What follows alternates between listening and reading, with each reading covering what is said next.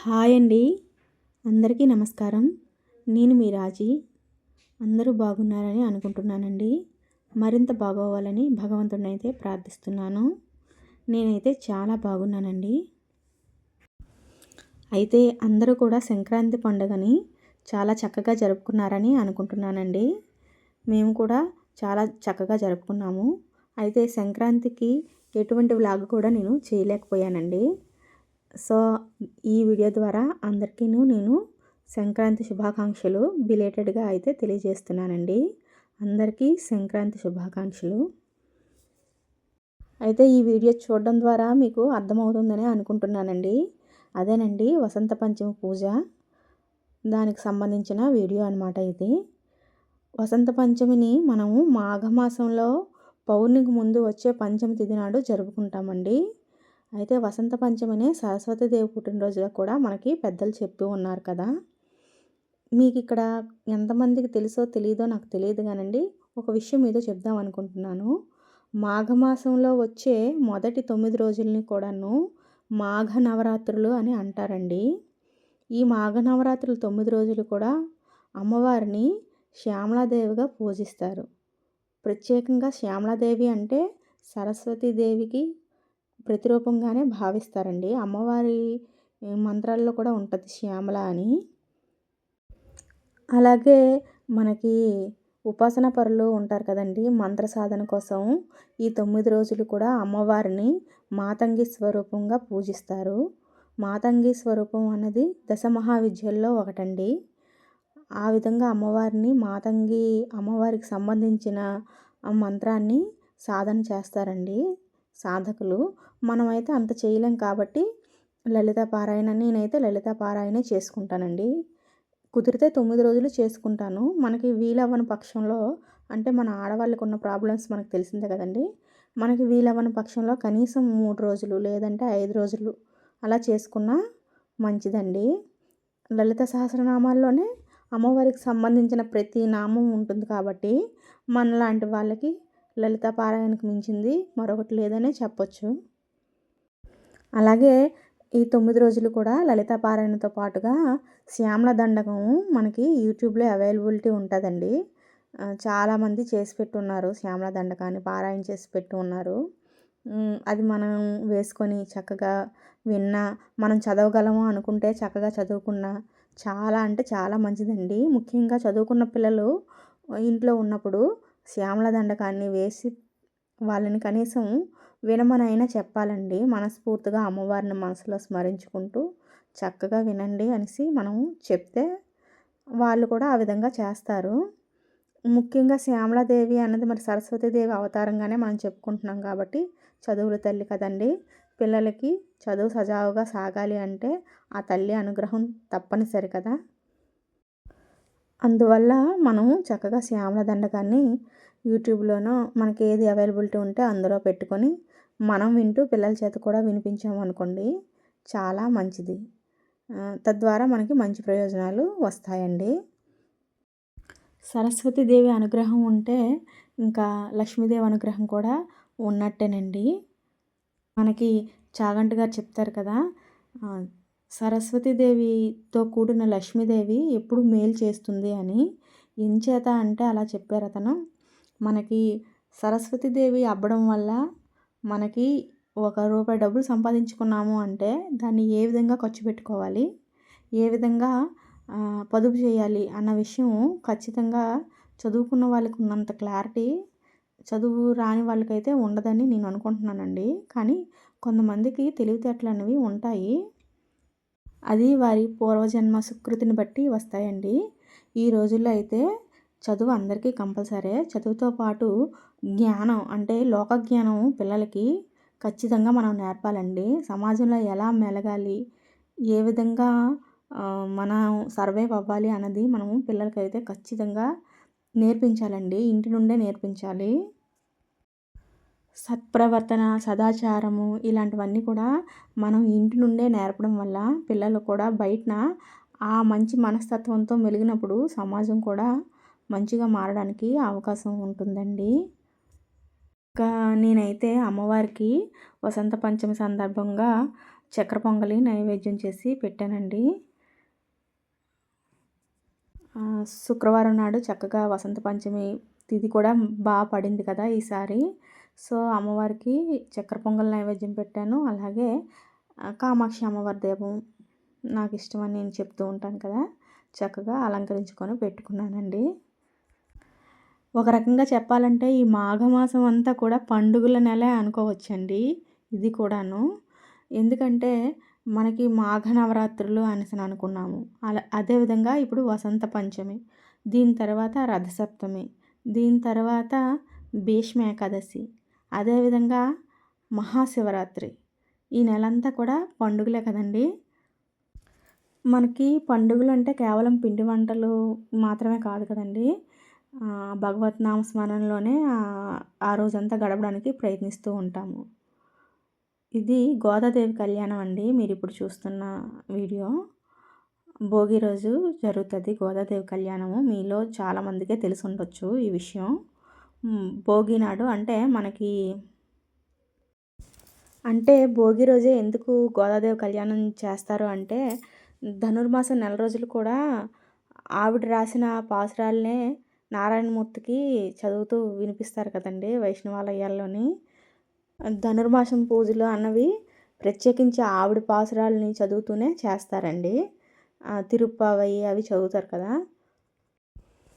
మనకి గోదా కళ్యాణం సినిమా కూడా ఉంటుంది కదండీ! గోదాదేవి శ్రీనివాసుని తప్ప వేరే ఎవరిని కూడా నా భర్తగా ఊహించుకోలేను అనేసి చెప్తారు కదా! ఆవిడ చెప్పింది కూడా భక్తి భావంతోనేనండి. చాలామంది తెలియని వాళ్ళు ఏమనుకుంటారంటే వెంకటరమణమూర్తికి చాలామంది భార్యలు అని అనుకుంటారండి. అది తప్పండి. అలా కాదు. నారాయణమూర్తి తండ్రి గోదాదేవిని ఎందుకు వివాహం చేసుకున్నారు అంటే, ఆవిడ అమితమైన భక్తి పారవశ్యంతో ఉంటారండి. ఆవిడ మనసులో పూర్తిగా భగవంతుడే నిండి ఉంటాడు. సో, మన మనసు ఎప్పుడైతే భగవంతుడికి అంకితం అయిపోయిందో, మన ఆత్మ అనేది పరమాత్మలో చేరిపోయినట్టే కదండీ! అక్కడ అసలు రీజన్ అనేది అదనమాట. ఆవిడ భగవంతుడిలోని ఐక్యం అయిపోయింది అని అర్థం అండి అక్కడ. అంతేగాని గోదాదేవిని కూడా అలివేలు మంగమ్మలాగానో లేదంటే పద్మావతి అమ్మవారిలాగానో వివాహం చేసుకున్నారా అనుకోవడం చాలా తప్పండి అది. గోదాదేవిని తన భక్తురాలుగా స్వీకరించారు. అది మనం ఎప్పుడు కూడా మర్చిపోకూడదు. అందులో కూడా మనం అర్థం చేసుకోగలిగితే ఒక నిగూఢమైన అర్థం ఉన్నదండి. అంటే మనము ఎంత భక్తితో భగవంతుడిని ప్రార్థిస్తామో అంత దగ్గరగా మనల్ని భగవంతుడు తీసుకుంటాడండి. అంతే కదా! భార్య పదవి ఇచ్చి ఆవిడని తీసుకున్నారు అంటే గోదాదేవిని, ఆవిడ ఎంత భక్తురాలు అయి ఉంటారండి. ఇక్కడ మనం అర్థం చేసుకోవాల్సిన విషయం అయితే అదండి. అంతేగాని ఇంతమంది భార్యలు అంతమంది భార్యలు అనేసి అంటూ ఉంటారు కదండి చాలామంది. అలా అన్న వాళ్ళకి మనం చెప్పాల్సిన సమాధానం అయితే ఇదేను.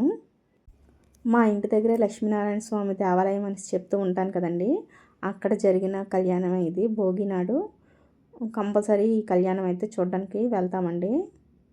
చాలా అంటే చాలా బాగా చేస్తారు. మంచి భక్తి శ్రద్ధలతో చేస్తారండి పూజారులు. చూడడానికి రెండు కళ్ళు కూడా చాలవు. దేవాలయాల్లో జరిగిన ఏ కార్యక్రమం అయినా మనకి మంచి అనుభూతినిస్తుంది కదా! మనసుని కూడా అంతే ప్రశాంతంగా ఉంచుతుంది. కాబట్టి మనకి వీలైనప్పుడల్లా ఇటువంటి కార్యక్రమాలు మనకు దగ్గరలో జరిగినప్పుడు ఖచ్చితంగా వెళ్ళాలనే మనం నిర్ణయించుకొని ఉంచుకోవాలండి ఆ రోజుని. ఇటువంటి దైవికమైన కైంకర్యాలలోని మనం పాల్గొని చూసినప్పుడు ఏంటంటేనండి, మనకు తెలియకుండానే మనసు ఒక అద్వితీయమైన అనుభూతిని పొందుతుందండి. అది మనం మాటల్లో కూడా చెప్పలేము. ఈ పాజిటివ్ వైబ్ అన్నది మనకి కొన్ని రోజుల వరకు కాపాడేస్తుందండి. మన మైండ్ సెట్ని కొంచెం అదుపులో ఉంచుతుంది. సో, ఇలాంటి కార్యక్రమాలు మనకు దగ్గరలో అవుతున్నాయి, మనం వెళ్ళగలము అనుకున్నప్పుడైతే ఖచ్చితంగా వెళ్ళి తీరాలనే నేనైతే చెప్తానండి. ఎందుకంటే మన మనసుకి ప్రశాంతతనిచ్చేవి ఇటువంటి కార్యక్రమాలే. యాక్చువల్గా అయితే ఈ వీడియోని నేను భోగి రోజే పెడదాం అనుకున్నానండి. కానీ నాకు సమయం చిక్కలేదు. మా వీధిలోని ఆ రోజు ముగ్గుల పోటీ కూడా పెట్టారండి. ఆ ముగ్గుల హడావిడిలో పడిపోయి నేను అసలుకి ఈ వీడియో సంగతే మర్చిపోయాను అన్నమాట. అందువల్ల నేను పెట్టలేకపోయాను. ముగ్గుల కాంపిటీషన్ అయితే ఇగోండి, ఈ ముగ్గు నేనే వేసాను. ముగ్గు అయితే చాలా బాగా వేసామండి. మా పిల్లలు కూడా చాలా హెల్ప్ చేశారు. ఆ బొమ్మలు అవన్నీ కూడా వాళ్ళే వేశారు. ముగ్గు మాత్రం నేను వేసుకున్నాను. మా వీధిలో గీసిన ముగ్గులనమాట. ఈ రంగోలీలన్నీ కూడాను మా వీధిలో వేశారు. చాలామంది వేశారు. మీతో అలా సరదాగా షేర్ చేసుకుందామని ఇందులో పెట్టానండి. అందుకే ఇన్ని కార్యక్రమాలు ఉండడం వల్ల నేను సంక్రాంతికైతే వీడియో అనేది తయారు చేసుకోలేకపోయానండి. మరి సంక్రాంతి రోజు మనకి ఇంట్లో పూజ గట్టా ఉంటుంది కదా, అందువల్ల వీడియోనైతే తయారు చేయలేకపోయాను. ఇది నా ముగ్గండి. మొత్తం కంప్లీట్ అయిన తర్వాత ఇలా వచ్చింది. నా ముగ్గుకైతే సెకండ్ ప్రైజ్ వచ్చిందండి.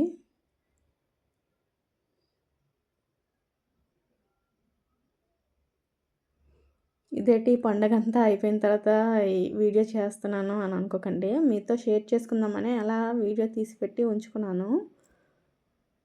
సందర్భం కుదరక చేయలేకపోయానన్నమాట. పండగంటే మనకి తెలిసిందే కదా, పనులెన్ని ఉంటాయి అన్నది. కుదరలేదు. మరి నాకు ఇంకా వీడియో తీసుకునే అవకాశం కూడా నాకు రాలేదు. సంక్రాంతి రోజు మేమైతే చాలా కార్యక్రమాలే చేస్తాము అందరిలాగానే. పసుపులు, పేరంటకం వేయడం అన్నీ చేస్తాను. ఒక్కదాన్ని మరి ఇంకా పిల్లలు కూడా చెప్పలేదు ఇంకా నేను వీడియో తీయమని. శ్రద్ధ పోతుందని చెప్పేసి వీడియో అయితే నేను తీయలేదండి సంక్రాంతివి. అందరూ ముగ్గులు బాగానే వేశారండి. ఇంకా ఈ భోగినాడు వీడియో తీయలేకపోయాను కానండి, మేము వీధిలో అందరం కలిసి పొంగల్ కూడా తయారు చేసుకున్నామండి. చెరుకు కర్రలు 3 చెరుకు కర్రలు పెట్టి కిందన మంట పెట్టి కుండలోని పొంగల్ వండుకున్నాము. అందరింటి దగ్గర నుండి పాలు అవి బియ్యం బెల్లం అన్నీ తెచ్చుకొని చక్కగా వండుకొని తిన్నామన్నమాట. ఈ ముగ్గుకైతే ఫస్ట్ ప్రైజ్ వచ్చిందండి. ఇది కాదు, ఇంతకుముందు వెళ్ళిపోయింది కదా ఎల్లో కలర్ది, దానికి ఫస్ట్ ప్రైజ్ వచ్చింది. ఈ ముగ్గుకైతే థర్డ్ ప్రైజ్ వచ్చిందండి. అంటే సింపుల్గా నీట్గా కలరింగ్ అంతా బాగుందని ఇచ్చారు. ఈ ముగ్గు కూడా చాలా బాగుందండి. డిఫరెంట్గా వేశారు. బాగుంది చూడడానికి. అయితే రంగోలీ లాగా లేకుండా ఆర్ట్లా ఉందన్నమాట. అంచేత దానికి ప్రైజ్ ఇవ్వలేదు పాపం. చాలా సింపుల్గా నీట్గా వేశారు ఈ ముగ్గు కూడా.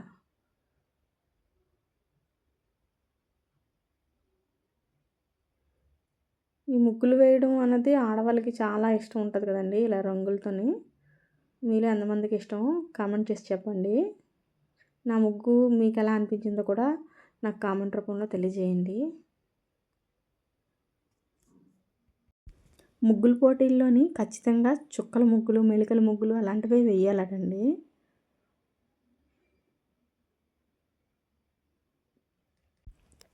ఇవైతే ఇంకా కనుమ రోజు కొంచెం మన బూరెలు చేసి పెట్టానండి పిల్లలకి. పులిహోర బూరెలు వండి పెట్టాను. ఆ రోజు శుక్రవారం పడింది కదా, సో మరి నాన్ వెజ్ అయితే నేనేమీ వండలేదు. సండే వండుకున్నాం నాన్ వెజ్. ప్రతిదీ వీడియో తీయడం అయితే కుదరదు కదా. పాప సరదాగా తీసింది బూరెలు వేస్తూ ఉంటే వచ్చి, సో ఇందులో యాడ్ చేసేసాను నేను ఆ వీడియోని. ఇవి ప్రసాదం బూరెలండి. అంటే మనం గోధుమతోని హల్వా తయారు చేసుకొని ఉండలుగా చేసుకొని వాటిని ఇలా బూరెలుగా తయారు చేస్తామన్నమాట. మీలో చాలామందికి తెలిసే ఉంటుంది. బూరె మొత్తం ప్రాసెస్ అయితే నేను చూపించలేదండి. పాప సరదాగా తీసింది కదా వీడియో అని అలా యాడ్ చేసి పెట్టానన్నమాట. ఇక ఈ వీడియోకైతే ఇంతేనండి. ఈ వీడియో చూసినంతసేపు మీకు ఏమనిపించిందో మీ అభిప్రాయాన్ని ఒక కామెంట్ రూపంలో తెలియజేయండి. అలాగే ఈ వీడియో కనుక మీకు నచ్చినట్టయితే లైక్ చేయండి. మీ ఫ్రెండ్స్ అండ్ ఫ్యామిలీకి షేర్ చేయండి. ప్లీజ్ అండి నా ఛానల్ని అయితే సబ్స్క్రైబ్ చేసుకోవడం మర్చిపోవద్దు. ఇలాంటి మంచి వీడియోతో మళ్ళీ మీ ముందుకి వస్తానండి. అంతవరకు సెలవు. బాయ్.